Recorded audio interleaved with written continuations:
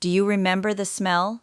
Not a smell you can name right away. It sneaks up on you sideways, the way real memories do. It's something low and slow, simmering since before you woke up. Neck bones, maybe, or a pot of beans with a ham hock dropped in before sunrise. And when you finally came down those stairs in your bare feet, the whole kitchen was already warm, already working, already alive, and your mother was standing at that stove like she'd been there all night. My name is Marie, and today I want to sit with you a while. I want to bring back 20 recipes that my mother made, dishes that most people under 50 have never tasted, that you won't find on any menu, that the food world forgot somewhere between the TV dinner and the drive-thru. 20 recipes that fed real families through real hard times and tasted so much better than anything that replaced them. Now, before we begin, I want you to stay with me all the way to number 1. Because number 1 holds something I've never heard anyone say out loud about Depression-era cooking, a quiet truth that was always there, hidden underneath the pot lid that nobody ever wanted to name. I think by the time we get there, you'll understand why. So stay with me, and let me say one more thing before we start the list. Don't feel sorry for the people who ate these dishes. I know that's the easy response, to look back at the Depression, at the rationing years, at the empty cupboards, and feel pity. But the women who made these meals didn't want your pity. They wanted you to eat, and what they put on the table with almost nothing was not a lesser version of food. It was a wiser version. It was food that respected every living thing that went into it. The cut of meat nobody else wanted became the most tender thing on the plate. The stale bread became the dessert that made children weep with happiness. That's not poverty, that's genius. Now let's go back. Number 20, neck bone soup. Walk into any big city butcher shop today and ask for neck bones and you'll get a blank look. But in 1932, you could get a pound of pork neck bones for 9 cents. And your mother would drop those bones into a pot of cold water before the sun came up, let them come to a boil slow, skim the top clean, then settle them down to a whisper simmer for 3 hours with half an onion, 2 dried bay leaves, a pinch of salt, and whatever root vegetables she had left at the bottom of the bin, a carrot, a turnip, a potato. By noon, the broth was the color of amber, and the meat had given up everything it had to the pot. The bones were soft enough to press between your fingers, and the broth was rich enough to stand a spoon in. She'd ladle it over a bowl of leftover rice or drop in some egg noodles for the last 20 minutes, and that was dinner. That fed a family, that cost nothing, and there was not a single wasted thing. Number 19, cornmeal mush and fried mush the next morning. This one is really 2 meals for the price of one, and your grandmother knew exactly what she was doing. In the morning, she'd cook cornmeal low and slow in salted water until it was as thick as cream of wheat and smooth enough to coat the back of a spoon. She'd serve it hot with a spoon of sorghum drizzled over the top. Whatever was left, and she always made sure there was some left, she'd pour into a loaf pan and let it cool all day. Go hard in the icebox overnight. Then slice it cold and lay those slices in a hot skillet with a little bacon grease the next morning. Those slices would brown on the outside, stay soft and creamy inside, and if you ate them with a fried egg laid right on top, you had one of the finest breakfasts this country ever produced. Cornmeal mush cost nearly nothing. Fried mush the next day cost even less. 2 meals, 1 pot, and nobody called it leftovers. Number 18. Chicken and dumplings made from one bird. Not a store-bought rotisserie chicken. One old laying hen bought or raised whose egg-producing days were done. Every part of that bird went into the pot, the back, the neck, the feet if she had them, the bones, all of it. The dumplings were made from flour, water, a little baking powder, and just enough salt, rolled thin and torn into rough squares and dropped one at a time into the simmering broth. Nothing was wasted, not the broth, not the meat that fell from the bone. That was the whole point.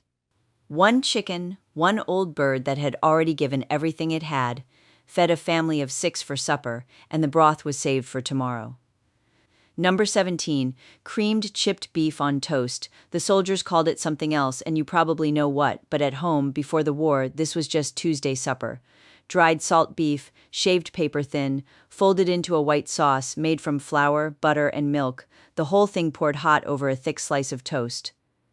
It was salty, creamy, warming, filling, and it cost almost nothing. The sauce was the trick, that simple white sauce your mother made by instinct. No measuring cup, just a feel for when the flour had cooked long enough to lose its raw taste and the milk had gone thick and glossy. She could make it in 10 minutes flat, and she never once wrote it down. Number 16, salmon patties. 1 can of pink salmon, a handful of saltine crackers, crushed 1 egg. A splash of the liquid from the can, which your mother never threw away because she knew it was flavor. She'd mix it all together with her hands, shape it into patties no thicker than her thumb, and fry them in a cast iron skillet until they were golden and crusty on each side. This was Friday night supper. It was the fish dinner when fish was too dear to buy fresh. 1 15-cent can of salmon, and she'd make enough patties to feed 4 people. Served with canned peas and a sliced tomato from the garden. It was complete, it was wholesome, and the only thing wrong with it is that we stopped making it. Number 15, porcupine meatballs. Here's one children loved. Ground beef stretched with raw rice. The rice would swell and poke out through the meat as it cooked, like quills, which is how they got their name. Your mother would roll them gently by hand, each one no bigger than a plum, and settle them into a deep baking dish with a sauce of canned tomatoes and a little onion. They baked covered for an hour, and when she lifted the lid, those little meatballs had puffed up and the rice had absorbed the tomato and turned it into something almost sweet. The rice was the extender, a way to make a half-pound of ground beef feed 6 people instead of 3. Children never knew or never cared that they were eating a depression trick. They just knew they wanted more. Number 14, bread pudding. Nothing went stale in your grandmother's kitchen. Nothing went to waste. The heel of the bread that nobody wanted to eat, the dry end of the loaf, the slices that had gone firm in the bread box, those pieces had a destiny. She'd tear them into rough chunks, lay them in a buttered pan, beat together 2 eggs, a cup of milk, a 1/4 cup of sugar, a pour of vanilla, and a heavy hand of cinnamon, and pour the whole thing over the bread. Let it soak. Bake it until the top was golden and the inside was set like a soft custard. That was dessert for a family of 5, and it cost less than a nickel.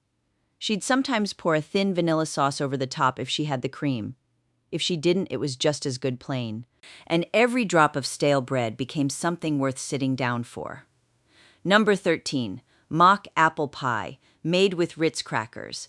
This one might be the most astonishing thing on our list, and it belongs right here in the middle because it deserves the full weight of your attention. There were no apples. There were Ritz crackers, Worcestershire, cream of tartar, sugar, butter, and cinnamon, and from those ingredients your mother built something that looked like apple pie, smelled like apple pie, and I'm telling you the honest truth, tasted like apple pie. Ritz Crackers started printing this recipe on their boxes in the 1930s, and they kept it there all the way until the early 90s. 60 years, because it worked that well. When fresh fruit was out of season and out of reach, this was the dessert that made the table feel like a celebration. The cream of tartar gave it the tartness of fruit, the sugar gave it sweetness, the crust gave it warmth, and the person who ate it felt cared for. That was the whole point. Number 12, vinegar pie. If you've never heard of this one, you're not alone, but your great-grandmother knew it well. When lemons were expensive or unavailable, and when a family still wanted a bright, tangy dessert, vinegar, plain apple cider vinegar stepped in and did the job. It sounds harsh. It isn't. Mixed with eggs, sugar, butter, and flour baked in a simple crust, vinegar pie set up like a custard with a flavor that was sharp and sweet at once, like a lemon curd made without the lemon. Some food historians trace this recipe all the way back to the era of covered wagons, when people carried vinegar across the plains because it kept forever, flavored everything, and never spoiled. On a Depression-era table it came back, because hard times always bring back the old wisdom. Number 11, bean soup with a ham hock. 1 bag of dried navy beans, 20 cents at the store. 1 ham hock, which was the cheapest cut of the pig, the knuckle, all collagen and bone, tagged in butcher shops for pennies a pound. Soak the beans overnight. Drop the ham hock into a big pot with cold water and bring it up slow. Add the beans, some diced onion, a stick of celery, salt, pepper, a bay leaf. Let it go for 3 hours on the back of the stove. By the time it was done, the hock had given everything it had to the pot. All that deep smokiness, all that gelatin, all that body. The beans had gone soft and creamy. The broth was thick enough to eat with a fork. She'd fish out the ham hock, pull off whatever meat was left, Stir it back in, and serve the whole thing in deep bowls with cornbread on the side. That pot of soup fed 6 people 3 times if she was careful, and she was always careful. Number 10. Meatloaf with oats and evaporated milk. Not the meatloaf from the box mix, the real one. Your mother or grandmother knew that a small amount of ground beef could be stretched a long way with the right fillers. Not breadcrumbs, but rolled oats, which were cheaper and heartier, and evaporated milk from a tin because fresh milk was too dear to use in cooking. She'd work the whole thing together with her hands. Add a diced onion, an egg, a shake of salt and pepper, press it into a loaf pan, and draw a line of ketchup across the top, because ketchup was the flavor that cost the least and gave the most. That loaf baked for an hour at 350. It fed a family. Sliced cold the next day, it made sandwiches. This was a dish designed so that nothing would be left, and nothing ever was. Number 9. Tomato gravy over biscuits. This was the South's answer to an empty larder. When there was no meat and no cream and no money, there were always tomatoes, canned ones from the shelf, or fresh from the garden in summer. She'd melt a little bacon grease in a cast iron skillet. Add a spoon of flour, stir it until it was the color of a brown paper bag, then pour in a can of crushed tomatoes and a splash of water and let it simmer down until it was thick and brick red and smelled like the garden in August. Poured over a split biscuit, it was a full meal. Poured over grits, it was Sunday supper. It was warm, it was filling, and every single ingredient came from what she already had. No store trip needed, no money spent, just knowledge and a cast iron pan. Number 8. Potato soup, 5 ingredients, nothing more. Potatoes, onion, butter, milk, salt, that was all. She'd dice the potatoes thick, boil them in just enough water to barely cover. Let them go until they were soft enough to press with the back of a spoon, and she'd press some of them to thicken the pot while leaving others whole for texture. Then the onion cooked separately in a little butter until it was soft and sweet, stirred in. Then the milk warmed first, poured in slow, salt and pepper. Nothing else. That pot of soup cost almost nothing, and it tasted like a Sunday dinner. There is a simplicity to potato soup that feels like a kindness. It asks nothing of the cook except patience, and it gives everything in return. Number 7. Chex Party Mix, the original from 1952. Now, this one didn't come from the Depression. It came from the decade after, when America was cautiously, joyfully beginning to breathe again. The original recipe appeared in Life magazine in May of 1952, placed there by the Ralston Purina Company. It was a simple thing: wheat Chex, rice Chex, half a cup of nuts, Worcestershire sauce, butter, salt, and garlic salt. You melted the butter in a shallow pan, stirred in the Worcestershire, added the cereal and the nuts, dusted on the salt, and slid the whole pan into a 300-degree oven for 30 minutes, stirring every 10. No corn Chex, that didn't come until 1958. No pretzels. No seasoned salt. Just those few things, baked low and slow until the house smelled like a celebration. Your mother made a batch every Christmas Eve, every holiday gathering, every time a crowd was coming. She never measured. She always knew. And somehow, every batch was perfect. Number 6. Watergate salad, oh this one. Within a few years of the Watergate scandal that brought the Nixon presidency to its knees in the early 1970s, somebody decided to name a salad after it, and the name stuck longer than the scandal did. If you've never made it, here's what it was: pistachio pudding mix, whipped topping, crushed pineapple and marshmallows, folded together in a bowl and chilled until it set into something cool and green and sweet and impossible to stop eating. It showed up at every church potluck from 1975 onward, at every family reunion table, at every holiday spread where there were too many dishes and not enough room.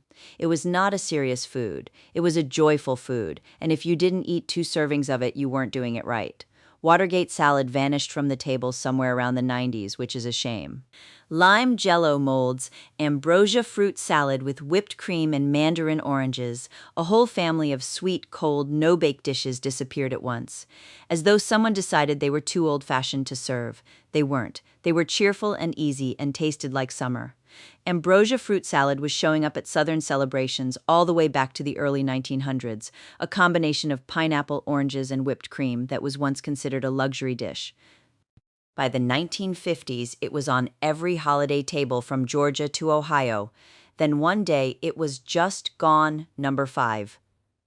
liver and onions. If there is one dish on this list that divides a room, it is this one. Half the people watching right now are nodding, and half of them just made a face, I know, but hear me out.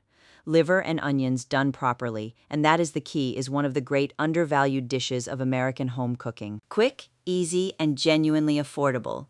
It was a staple of mid-century weekly dinners.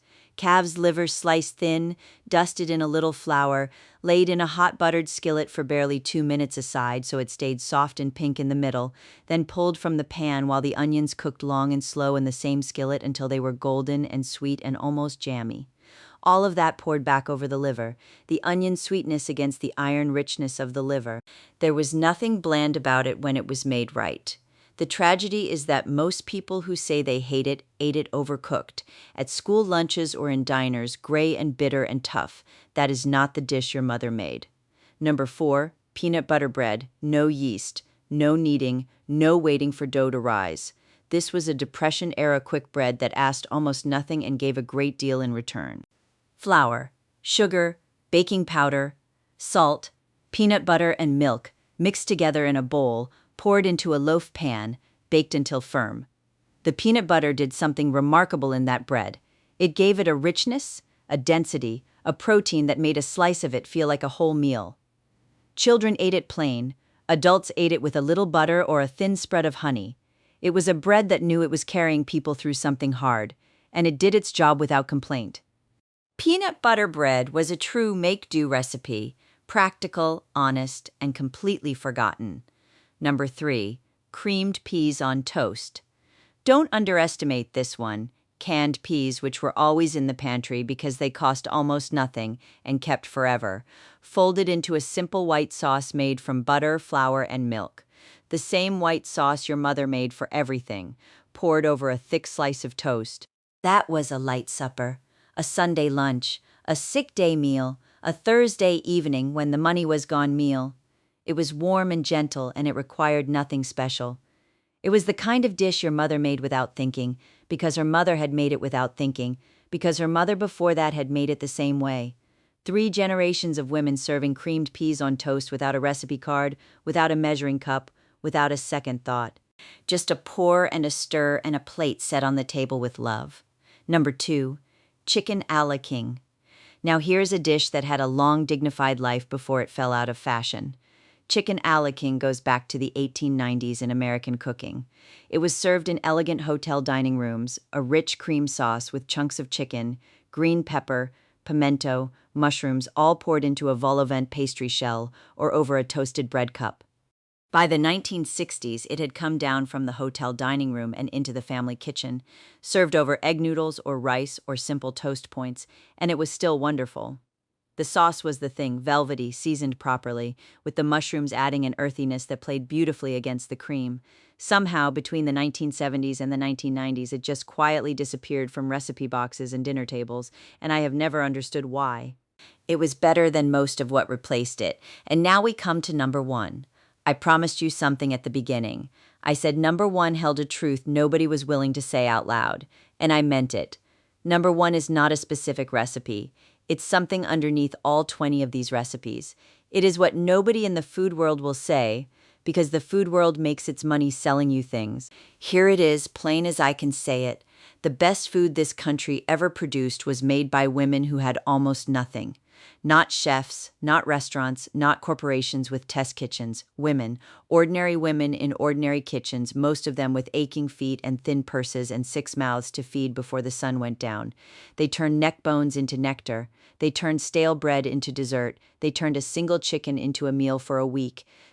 They turned Ritz crackers into apple pie, and they made you believe it without blinking. And they did all of it without a recipe card, without a timer, without a food processor or a convection oven or a measuring scale.